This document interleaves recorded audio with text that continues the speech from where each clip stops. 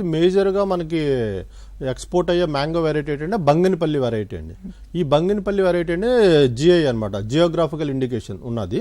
ఇది బాగా మనకి మిడిల్ ఈస్ట్ కంట్రీస్కి ఎక్స్పోర్ట్ అవుతుంది, అలాగే యూఎస్ఏ కూడా ఎక్స్పోర్ట్ అవుతుంది అనమాట.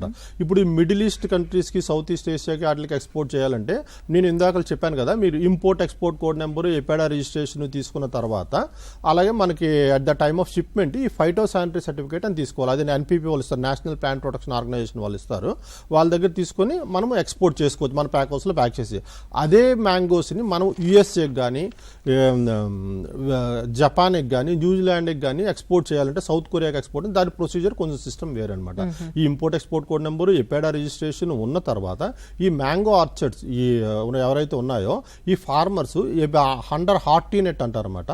హార్టీనెట్లో త్రూ డిపార్ట్మెంట్ ఆఫ్ హార్టికల్చర్ ద్వారా వాళ్ళ యొక్క మ్యాంగో ఆర్చర్డ్స్ని రిజిస్టర్ చేసుకోవాలి. రిజిస్టర్ చేసుకున్న concerned department of district horticulture officer వాళ్ళు మ్యాంగో ఆర్చర్డ్స్లో ఎప్పుడెప్పుడు ఏ పెస్టిసైడ్స్ స్ప్రే చేశారు ఆ డేటా అంతా ఉంటుంది అనమాట.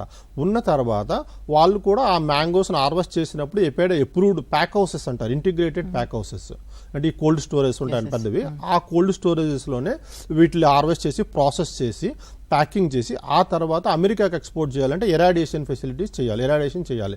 ఎరాడియేషన్కి మా యూఎస్ఏ ఇన్స్పెక్టర్ కూడా వచ్చి ఆ 2-3 months ఉంటారు. మనకి ఇరాడియేషన్ ఫెసిలిటీస్ మెయిన్గా మనకి తెలంగాణలో లేవు, లేకపోయినా సరే మనకి కర్ణాటక స్టేట్ బెంగళూరులో ఉంది, మహారాష్ట్రలో ఉంది, గుజరాత్లో ఉంది.